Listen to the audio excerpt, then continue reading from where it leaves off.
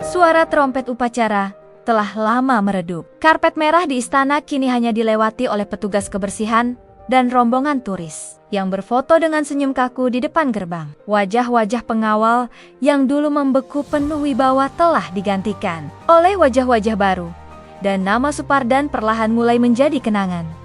Namun, ada satu hal yang menolak menjadi kenangan. Satu gema yang tak pernah mau berhenti, ijazah palsu di sebuah warung kopi di pinggir kota.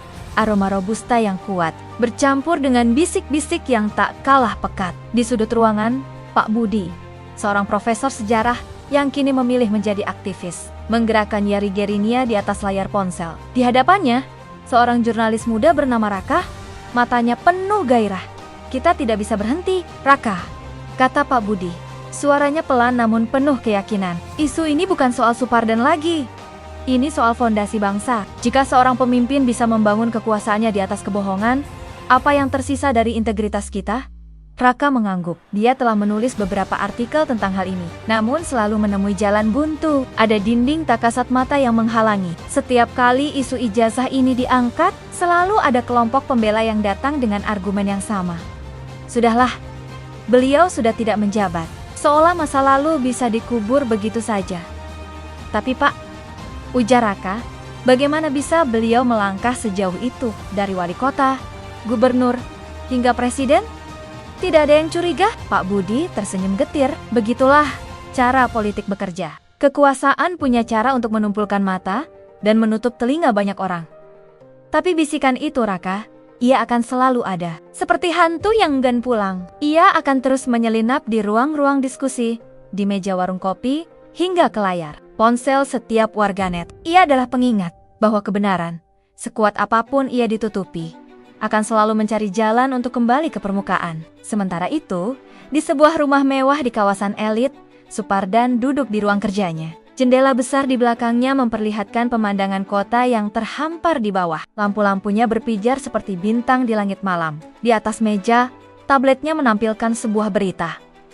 Judulnya, sekali lagi, tentang ijazah. Wajahnya tetap datar, tak menunjukkan emosi apapun. Namun, jemarinya yang terangkat menyentuh keningnya, seolah ada sakit kepala yang tak kasat mata.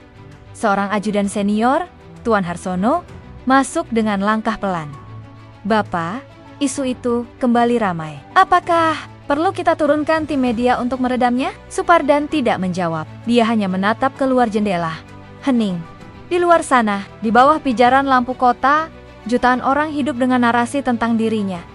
Narasi yang ia tahu tidak sepenuhnya jujur. Ia bisa saja mengeluarkan pernyataan, tapi ia tahu itu akan memicu badai baru.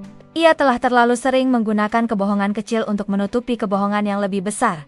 Gema itu, gema ijazah yang tak pernah padam, bukan lagi soal dokumen. Ia adalah cerminan dari sebuah pilihan. Pilihan untuk membangun kekuasaan di atas sebuah fondasi yang rapuh. Dan kini, fondasi itu retak.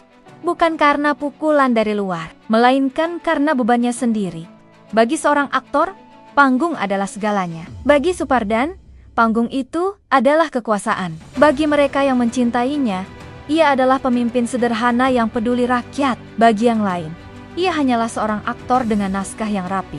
Narasi ini kian ramah kian tebal, diwarnai oleh berbagai testimoni dan kenangan. Di sudut-sudut kafe intelektual, hingga obrolan sederhana di pinggir sawah, orang mulai berbisik. Cinta pada kepalsuanlah yang membawanya sejauh ini. Dulu, ada sebuah skenario yang sangat disukai publik. Supardan belusukan ke pasar tradisional. Kamera akan merekamnya saat ia menawar harga, makan di warung pinggir jalan, dan tertawa lepas bersama pedagang. Semua terasa begitu tulus. Namun, sebuah rumor bocor disebarkan oleh seseorang yang berada di balik layar. Konon, kunjungan-kunjungan itu telah direncanakan dengan matang. Pedagang yang diajak bicara sudah dilatih, dan harga yang ditawar sudah disepakati, bahkan hidangan yang ia makan sudah dipilihkan oleh timnya. Semua itu dilakukan bukan karena spontanitas, melainkan karena perhitungan. Untuk menciptakan sebuah citra di sebuah studio kecil di pusat kota, seorang seniman muda bernama Nanda sedang menyelesaikan lukisannya. Judulnya Sandiwara Abadi. Lukisan itu menggambarkan Supardan, bukan di atas podium, melainkan di balik sebuah panggung. Ia mengenakan topeng wajah tersenyum, dengan tali yang terhubung ke boneka kecil yang menyerupai menteri dan pejabat. Di belakangnya, tirai digambarkan robek, memperlihatkan kekacauan dan ketimpangan yang sebenarnya. Dia tidak bohong dengan kata-katanya, kata Nanda kepada temannya yang mengunjungi studionya.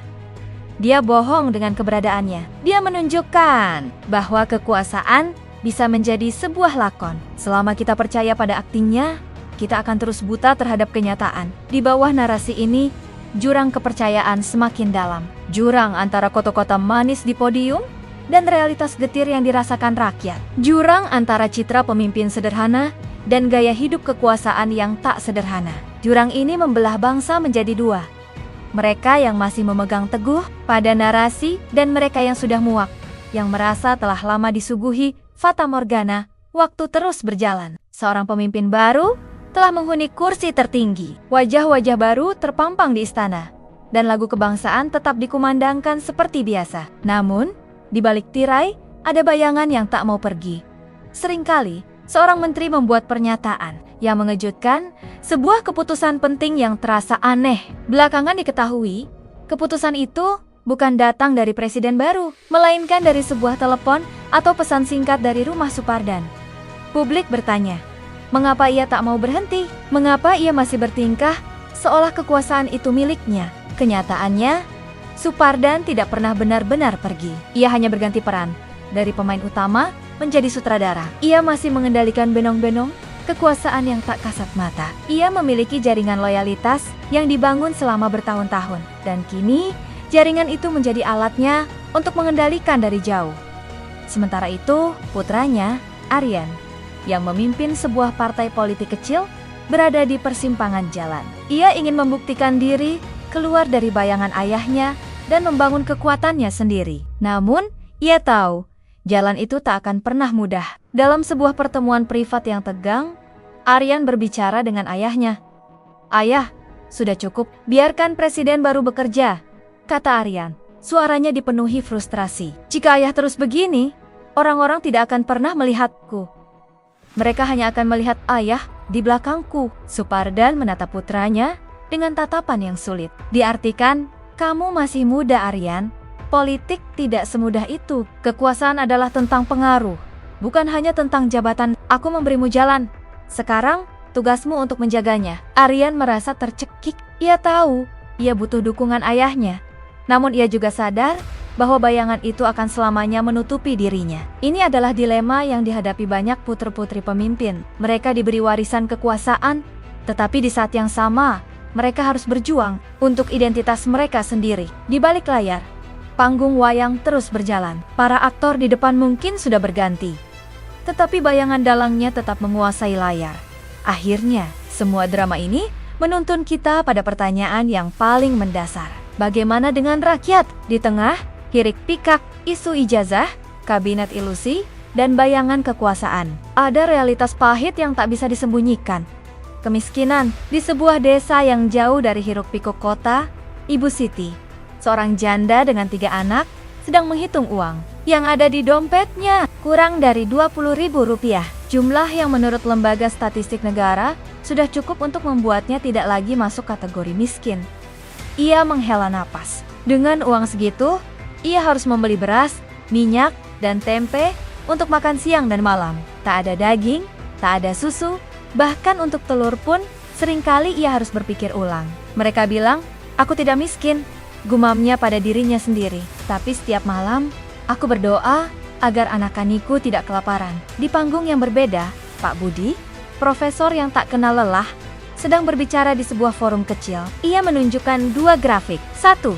Dari Lembaga Statistik Negara, menunjukkan penurunan angka kemiskinan yang memukau. 1 lagi, dari data independen yang ia kumpulkan, menunjukkan sebaliknya.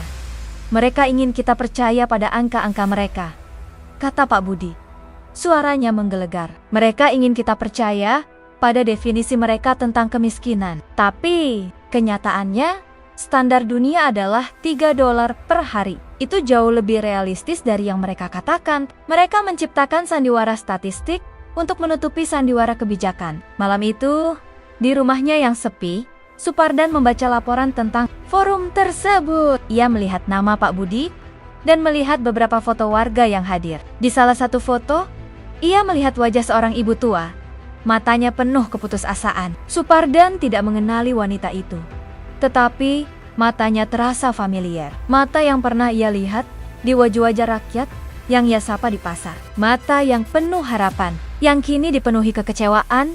Ia menutup tabletnya. Kekuasaan, sandiwara, ijazah, bayangan, semua itu pada akhirnya adalah tentang satu hal, manusia. Dan di tengah semua permainan itu, ada jutaan wajah nyata yang berjuang setiap hari, yang lapar, yang kecewa, yang berharap. Dan dari sanalah muncul seruan yang lebih keras, lebih tulus. Sudah cukup berpura-pura, bangsa ini tak akan pernah maju jika terus menutup mata terhadap kenyataan tanpa kejujuran.